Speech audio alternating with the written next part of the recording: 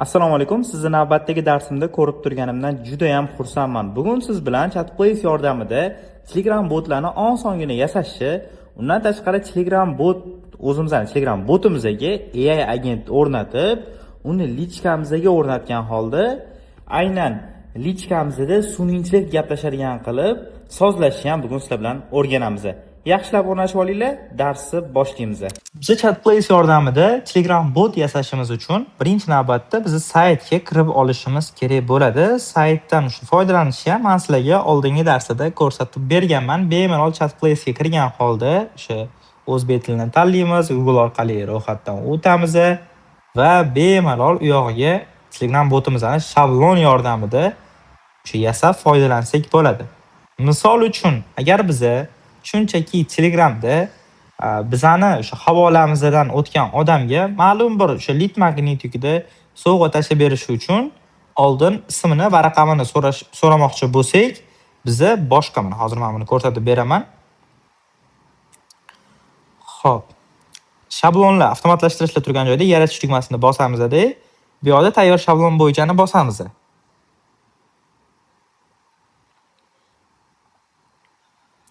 Keyin mana pastda ko'ryapsizlar, AI chatbotlar degan joyda mana AI agent bor, AI agent bor yana bitta. U endi TikToklarga asosan.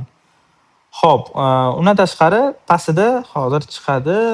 Xo'p, ma'lumotlarni yig'ish, mana ko'rdinglar, ma'lumotlarni yig'ish.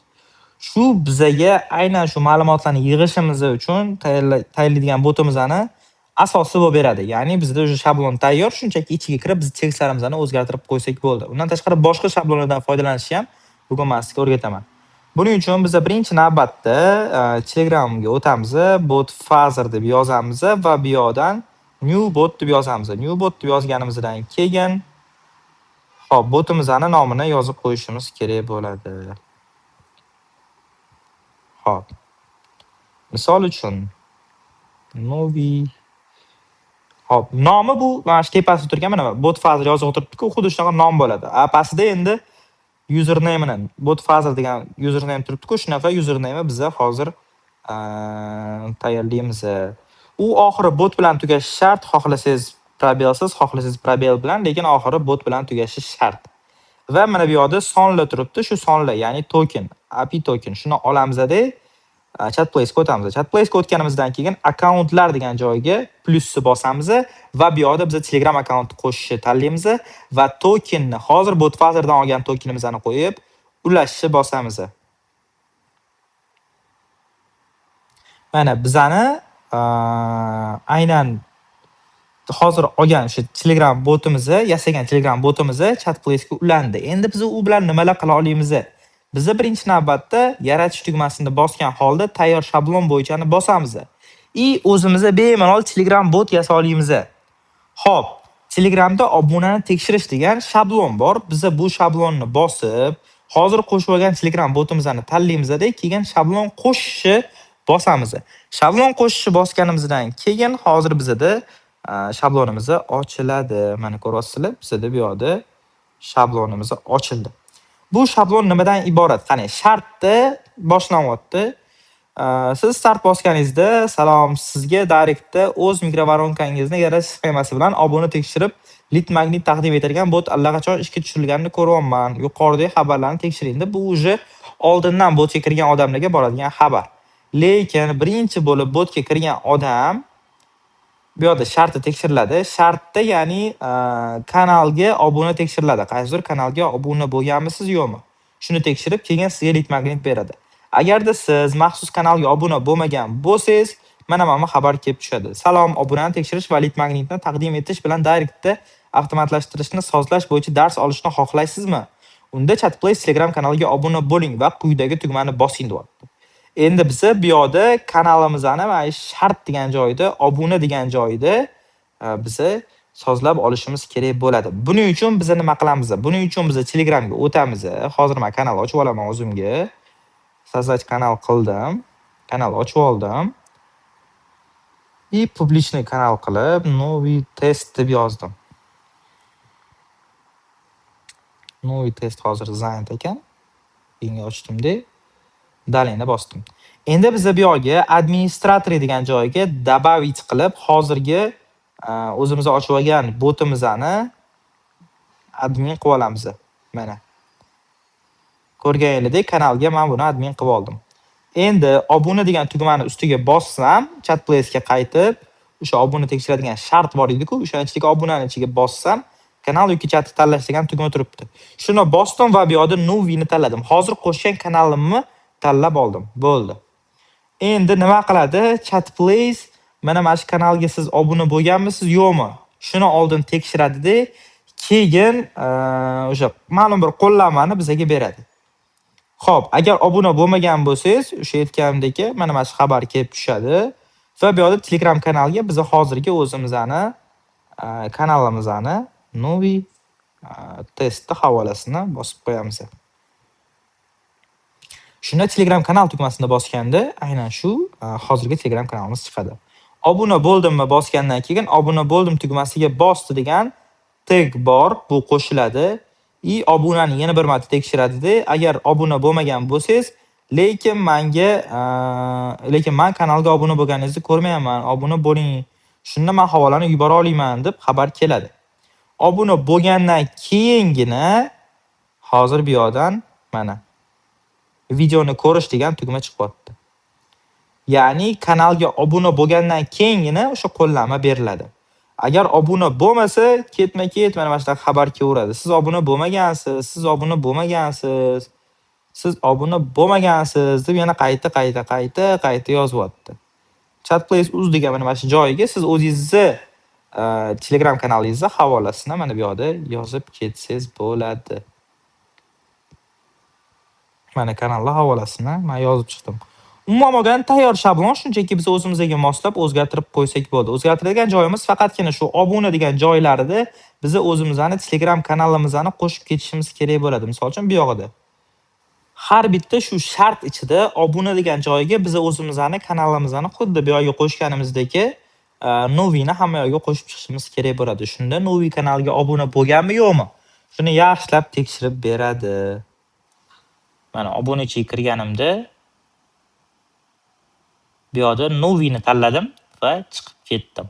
Ya'ni har bitta mana shart obuna degan joyiga men o'zimizning hozirgi Telegram kanalimizni qo'shib chiqaman. Shunda bu bizning botimizni rostdan ham bizning kanalga o'sha odam obuna bo'lganmi yo'qmi, shuni tekshirib beradi. Obuna bo'lgan bo'lsagina qo'llanmani beradi. Shuning uchun shart degan joyiga shu obuna qismiga biz o'zimizning kanalimizni qo'shib chiqishimiz kerak bo'ladi. Ishga tushirish triggerda start turadi, ya'ni start tugmasini bosganda aynan shu chatbotimiz ishga tushadi. Misol uchun hozir botni tekshirib ko'radigan bo'lsak va men bu hozir ochgan kanaldan chiqib ketadigan bo'lsam, mana hozir men kanaldan chiqib ketdim. Hozir botni men test qilib ko'raman. Startni bosdim. Startni bosganimdan keyin kanalga obuna bo'lmaganim uchun oldin kanalga obuna bo'ling deyapti. Telegram kanaliga kirdim.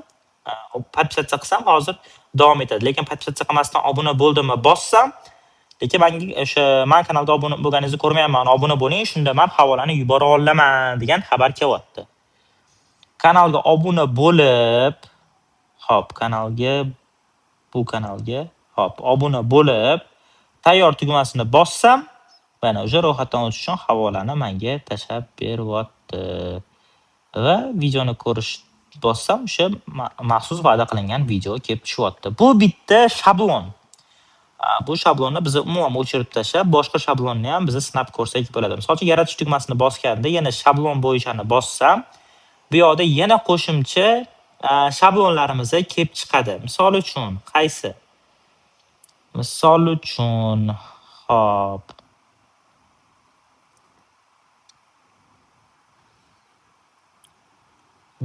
uchun ma'lumotlarni yig'ish. Biza buni esingizda bo'lsa, Instagramdagi shablonini ko'rib chiqqan edik. Siz xuddi shuni Telegram uchun ham qilsangiz bo'ladi. Mana shu tayyor. Mana tayyor shablon. Bizda hammasi tayyor. Hech nimasini biz o'zgartirishimiz ham shart emas. Ko'rasizlar? Shunchaki biz triggerni, bu yerda boshlanish triggerini o'zgartirib qo'ysak bo'ldi. Bu yerda start turibdi. O'sha tegmasak ham bo'ladi. Endi biza bu o'sha yoq o'tirgan bo'ladi. Yoq o'tirgandan keyin Noviga endi o'sha boya yasagan botimizga startda bossak, Uje bizda boshqa bot ishga tushyapti. Ismimizni so'rayapti, telefon raqamimizni so'rayapti. Mana. To'g'ri.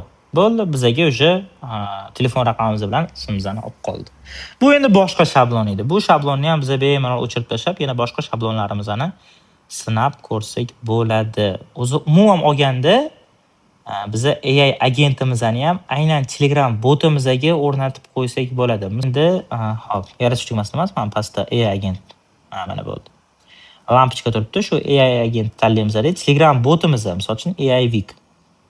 AI agent yaratish. Xuddi oldingi AI agent yaratishdagi biz sozlab olamiz-da. O'sha bizda AI agentimiz endi Telegramda ishlaydigan bo'ladi. Mana shu Telegramda ishlaydigan bo'ladi. Shu bilan bizda o'sha Instagramda emas, endi bemalol bizani Telegram lichkamizda o'sha AI agent ishlaydi. Ya'ni Telegram botimizda AI agent ishlaydi. Ya'ni Telegram botda o'sha sotuvchi bo'lib ishlashi mumkin. Yoki-da o'sha suhbatdosh bo'lib ishlashi mumkin. Faqatgina siz uni to'g'ri o'qitib qo'ygan bo'lishingiz kerak. O'sha AI agent yasash darsida men uni ko'rsatib berganman. O'sha sotuvchi bo'ladigan bo'lsa, qanaqa sotsin, qanaqa gaplashsin, shularni siz o'rgatib qo'yishingiz kerak bo'ladi. Yoki-da agarda sizni agentingiz, misol uchun agentni o'qitadigan bo'lsangiz, hop, hozir. Misol uchun AI agentda o'sha bot yordamida biz o'qitadigan bo'lsak, hozir men bu botimni o'qitaman. Hop. Endi qisqa qilib quvnoq gaplashsin deb yozib qo'yapman. Atak to'liq ma'lumot berish kerak. Ya'ni kim u, kim bilan gaplashadi, nima haqida gaplashadi, shular haqida to'liq biza ma'lumot berishimiz kerak. Qanaqa skill'lari bo'lsin, skill deganda qanaqa ko'nikmalari bo'lsin, qanaqa gaplashsin, shu haqida biza to'liq ma'lumotlarni bu yerda berib ketsak, bizning agentimiz shunda yaxshi ishlaydi. Biza AI agent yasashni boshqa darsda ko'rganmiz. Sizlar bemalol shuni endi Telegram botiga ham shu o'rnatib, agentni o'rnatib ishga tushirsanglar bo'ladi. O'sha mana bizning Telegram botimiz bo'ldi, ishga tushdi. Endi biz nima qilamiz? Biz endi shu botni ochgan Telegramimizga o'tgan holda hop. Biz shu bot faziriga o'tamiz. Aynan hozir agentni o'qitgan bot fazir ochgan joyimizga o'tamiz-da. Aynan o'sha joydan hozirgi botimizni topamiz. Bo'ldi, mana bizning botimiz uje tayyor turibdi. Hop, bu yerda business mode bor. Business modni bosdim. Turn on'ni bosdim. Bo'ldi, bizda hozirgi botimiz business rejimida endi ishlaydi. Keyin nastroykada faqatgina Telegramda premium sotib olingan Telegramda Telegram для biznesiga kiramiz, chatbotiga kiramiz va bu yerda hozirgi o'sha AI agent o'rnatgan botimizning havolasini kiritib qo'yamiz mana. Endi bu bizaga o'sha AI agent bo'lib bizning lichkamizda ishlaydi endi. Misol uchun